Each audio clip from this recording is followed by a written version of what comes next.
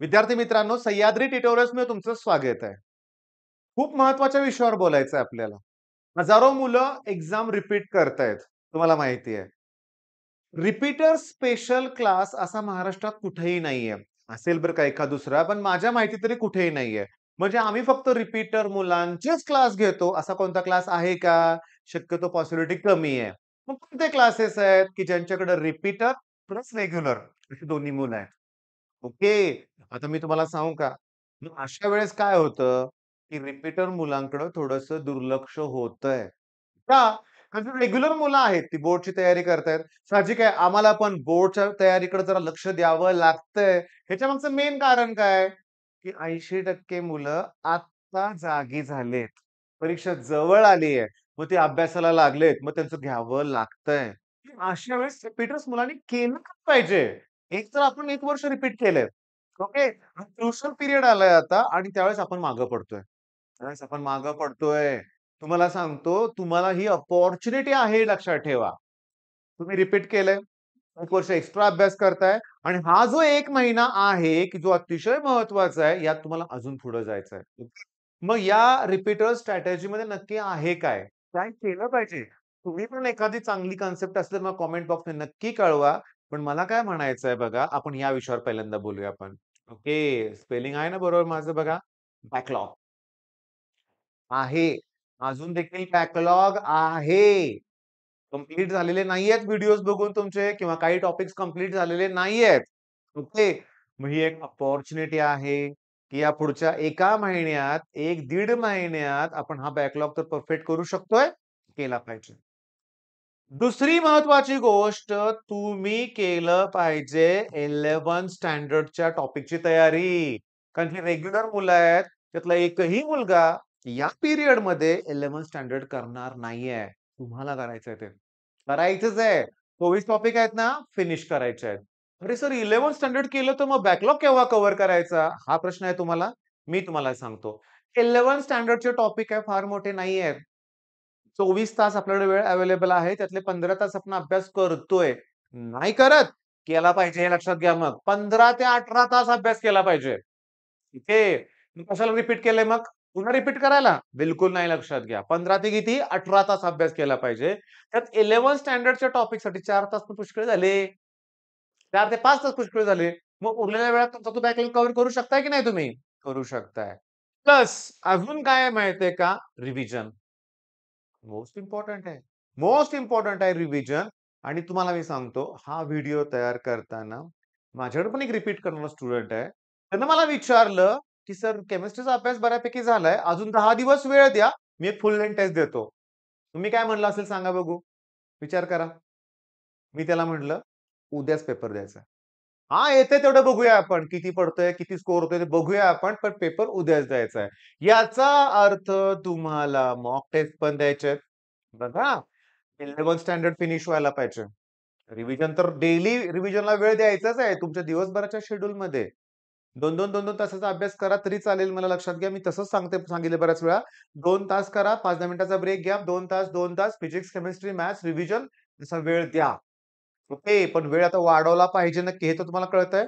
Mock taste शिवाय चांगला score होणार नाही हे लक्षात घ्या. ओके. मॉक टेस्ट या दिल्याच पाहिजेत तुम्ही. मग इथं यश दादासारखं चॅनल आहे तुम्हाला की तो जो टेस्ट प्रोव्हाईड करायला सुरुवात करेल आता हे लक्षात घ्या. मग ते चॅनल तुम्ही सबस्क्राईब करून ठेवा. यश आराध्यचं चॅनल आहे. Mock test, revision, 11th standard, backlog हे सगळं कशासाठी करायचंय? कारण या दिवसात आपल्याला आपला जो कॉन्फिडन्स आहे, तो एकदम हायर लेव्हलवरून पोहोचवायचा आहे. मला आता काही इश्यू नाहीये. कसाही पेपर असू दे, मी आत्मविश्वासानं पेपरला सामोरे जाणार आहे. एवढ्या लेव्हलला तुमचा आत्मविश्वास गेला पाहिजे. काहीही येऊ दे, मला जमणार आहे. मला स्ट्रॅटेजी आणि बघा, मॉक टेस्ट देत असताना टाईम मॅनेजमेंट.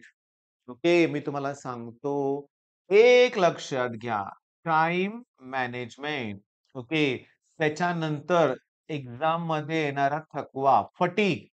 थकवा जो हा प्रकार आहे ना, त्याच्यामुळं होतात सिली मिस्टेक. मी शब्द लिहित नाही, तुम्ही समजून घ्या, बोलून दाखवतोय मी. टाईम मॅनेजमेंट प्रॉपरची प्रॅक्टिस मॉक टेस्टशिवाय होणार नाही. मॉक टेस्टशिवाय तुम्हाला कळणार नाहीये, की थकवा कसा येतोय. मानसिक मेंटली आपण थकून जातो बरं का आणि त्यातून होतात सिली मिस्टेक. अगदी मी तुम्हाला सांगू का? क्वेशन सोडवतो. आन्सर सी करेक्ट असतं. आपण बीला क्लिक करतो. होतं. बऱ्याच मुलांचं होतं. तुमचं पण झालं असेल कमेंटमध्ये सांगा नक्की लक्षात घ्या. आता ह्याच्यात उपाय काय? तर माझा उपाय तुम्हाला मी सांगतो. जे एक्स्ट्राऑर्डिनरी स्टुडंट आहेत ना, मी त्यांना म्हणतो दिवसातून 2 फुल लेंग्थ टेस्ट द्यायच्या 3-3 तासाच्या. हां, पहिले 3 तासाची फुल लेंग्थ टेस्ट द्यायची. ओके 9 ते 12. ओके आणि नंतर 2 ते 5. 9 ते 12, 2 ते 5. शेवटी तुम्हाला हे द्यायचंच आहे. 5 वाजता तुम्ही असा थकलेला असणार आहे ना आणि नंतर म्हटला 2 तासाचा ब्रेक कमी करायचा. 9 ते 12 दिलं ना 12:30 ते लगेच पुन्हा काय असेल ते 3:30 वाजेपर्यंत. सलग दिवसातनं 3-3 टेस्ट देणारी पण मुलं बघितलेत. मग त्यानं काय होतं? सलग तुम्ही 2 टेस्ट देताय, सलग तुम्ही 3 टेस्ट देताय. मग 1 टेस्ट तुम्हाला काहीच वाटत नाही. आणि सगळ्यात महत्त्वाचं बरं का, थांबा 1 मिनिट. एक लक्षात घ्या. बघा मी तुम्हाला सांगतोय काय ते. हे सी वाले तुम्हाला काय म्हणतात, की 7:30 ला सेंटरला पोहोचा. बघा 9 ला पेपर स्टार्ट होतोय 9 ते 12. ते म्हणतात 7:30 ला पोहोचा. बरं सेंटर असं नाही बघा घरातनं बाहेर पडलो, ही काय सेंटर आहे समोर असं होणार आहे का? नाहीये. पुणे, मुंबईसारख्या ठिकाणी तुम्हाला ट्रॅव्हलिंग करावं लागतं, ट्रॅफिक आहे, सगळ्या गोष्टी विचार करता अरे सिरियसली काही लोकांना तर घरातनं 6 वाजता बाहेर पडावं लागतं. ओके. 6 वाजता बाहेर पडून जेव्हा तुम्ही 7:30 ला पोहोचायचं टार्गेट ठेवताय, घरातनं काय जेवण करून निघणार आहे का? नाही. बरं 7:30 ला तुम्ही जेव्हा पोहोचता ना, तेव्हा 7:30, 8 कुठं वाजतात कळत नाही. 1 तासात एक्झाम आहे. तुम्ही लगेच काय हेवी ब्रेकफास्ट करणार आहे का? ते बी करत नाही. मग हे सगळं चाललंय कुठं? गेल्या वर्षी ना माझा मुलगा गेल्या वर्षी त्याची 9 ते 12 शिफ्ट होती. मलाच काळजी पडली होती, की ह्याला तर भूक लागते. भूक लागली की आपल्याला माहिती आहे चिडचिड होते, मन शांत राहत नाही. 12 वाजेपर्यंत? तर मी तुम्हाला सांगू का? ही एक्झाम जशी सुरू होईल ना 9 वाजता, तहान, भूक काय लागत, काय सुचत नाही. ते 3 तास कुठे गेले कळत नाही लक्षात घ्या. त्यामुळे तुम्ही त्याची काळजी करू नका बरं का. ते होतंय व्यवस्थित. भूक-बीक तसलं काय लागत नाही एक्झाममध्ये तुम्हाला सांगतो. बरं, मग आता एकतर हा वेळ वाया घालवू नका. ओके. बाकीची मुलं बोर्डची तयारी करतायत. मग कोचिंगमध्ये काही घेतलं जात नाहीये. मग मी गावाला जाऊन येतो, असं बरेच जण करतात. आता पुण्यामध्ये लाखो मुलं आहेत. हां, लाखोच असतील लक्षात घ्या पुण्यासारख्या ठिकाणी. रिपीटर पण हजारो असतील. मग ती मुलं तेच करतात, की सध्या क्लासला सुट्टीच आहे, घरी जाऊन येतो. कोणी तर अशी रिस्क घेऊ नका. हे मोठं चुकीचं पाऊल आहे. सी एक्झाम होईपर्यंत तुम्हाला आता कुठे जायचं नाहीये. अरे कसली कारणं सांगून तुम्ही घरी जाताय? जाऊच नका बरं का. ओके, काही नाही. कुणाचं लग्न हां, मला आहेत ना घरातले बाकीचे. तुम्ही कशाला पाहिजे तिथं? ओके. कुणाचंही असू दे लग्न, काही असू दे, अभ्यासाकडे लक्ष पाहिजे हे लक्षात घ्या. Zero time waste, zero waste technology नावाचा एक पॉइंट आहे. कुठल्या टॉपिकमध्ये मला सांगा? फिजिक्समध्ये आहे का केमिस्ट्रीमध्ये आहे का मॅथ्समध्ये आहे? मॅथ्समध्ये तर नसणारच आहे. Zero waste technology, zero waste time. आपण बाळांनो टेक्नॉलॉजीचा शॉर्टकट बरं का. एक्झाममध्ये हे विचारलंय सेम केमिस्ट्री पेपरमध्ये एम-सी-क्यू. Zero waste. जरासा टाईम वाया घालवायचा नाहीये. ओके. मॉक टेस्ट ह्या दिल्याच पाहिजे. सोर्सेस खूप आहेत.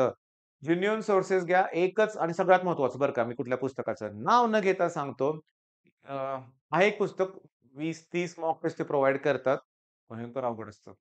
फिजिक्स, केमिस्ट्री पेपर खूप अवघड असतात. मी स्वतःहून बघितलंय. फर्स्ट्रेट झालेली मुलं बघितलेत मी. भेटायला मला येतात सुरुवातीला काही सॉल्व्ह होत नाही. नाही फिजिक्स, केमिस्ट्री अवघड नाहीये सी खूप सोपं आहे. सरळ-सरळ पी-वाय-क्यू शोधा. पुन्हा कुठं तुम्हाला सी जुने पेपर सापडतात का ते बघा आणि ते सोडवा तुम्ही. ठीक आहे. मग आता अतिशय क्रुशियल पिरियड आहे. जरा सुद्धा मी वेळ वाया घालवणार नाहीये.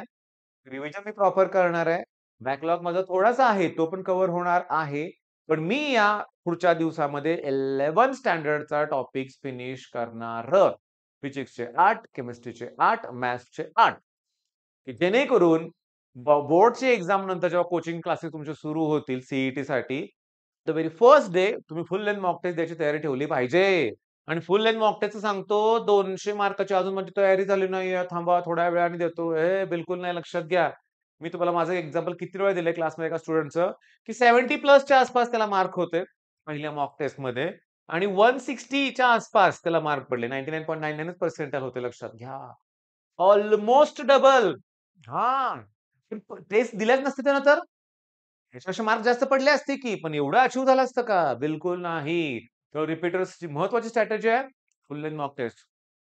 ओके. 10 तरी फक्त. 10. 10 तरी दिल्या पाहिजेत. कमीत कमी 10 दिल्या पाहिजेत हे लक्षात घ्या. ओके. मग आता कुठला काळजी करायची आहे का? काय करायची नाहीये लक्षात घ्या. अभ्यासात मन गुंतवायचं आहे आणि थांबा 1 मिनिट रे. मी तुम्हाला सांगतो 10 मिनिटं तुम्ही माझं ऐकताय. अजून एक 2 मिनिटं ऐका फक्त लक्षात घ्या. प्लीज ऐका प्लीज. केमिस्ट्री. मला 50 पैकी 45 प्लसचं टार्गेट पाहिजे. अगदी 50 पैकी 50 पाहिजेत. हां, हे महत्वाचं आहे. मी तुम्हाला सांगू का, की फिजिक्समध्ये प्रॉब्लेम येतोय मुलांना, येतोय. मॅथ्स मॅथ्स अरे बाळांनो, 30 प्रश्न हे टेक्स्ट बुक बेस्ड आहेत. ओके. 20 प्रश्न थोडंसं मीडियम आणि थोडंसं त्यातले 4-5 हाय डिफिकल्ट लेव्हल एकदम हाय आहे त्याचे. 30 प्रश्न सोपे आहेत ना. एल आहे, लॉजिक आहे. खूप सोपे प्रश्न आहेत. टार्गेट तुमचं हेवी पाहिजे. सांगू का तुम्हाला साधं लॉजिक केमिस्ट्रीमध्ये 40 पडले. केमिस्ट्रीमध्ये. मॅथ्समध्ये 50 पडले. समजा समजा आणि फिजिक्समध्ये 10च पडले. झालं स्कोर झालं. आउट करा की किती झाला? 100 ना? 100 गेल्या वर्षी सांगतो माझा एक ओळखीचा स्टुडंट आहे. 93 मार्क होते का 95 का 96 मार्क होते सीईटीत. पर्सेंटाइल पण तेवढेच होते. पर्सेंटाइल पण तेवढेच होते लक्षात घ्या. साधारण 100च्या आसपास मार्क पडले. तर मी काय म्हणतो फिजिक्समध्ये काय 10 पडणार आहे आपण? मॅथ्समध्ये काय 50 पडणार आहे आपण? ह्याच्यापेक्षा जास्त पाडणार आहे. 130 130च्या आसपास असतील तर 99.6% आले ते डोक्यात ठेवायचं. पाहिजेत तेवढे मार्क आपल्याला. 130 येण्यासाठी 30 मार्क वाढवायचे आहेत फक्त. ह्यात नाहीत वाढवतोय. मॅथ्समध्ये नाहीत वाढवतोय. वाढू शकतात की. पण केमिस्ट्री 40 पडायचे आहेत. केमिस्ट्री 40 पडायचे आहेत. सगळं अचीव्ह होतंय लक्षात घ्या. ओके. मग स्ट्रॅटेजी काय? अभ्यासाला लागायचं आत्ताच्या आत्ता. All the best.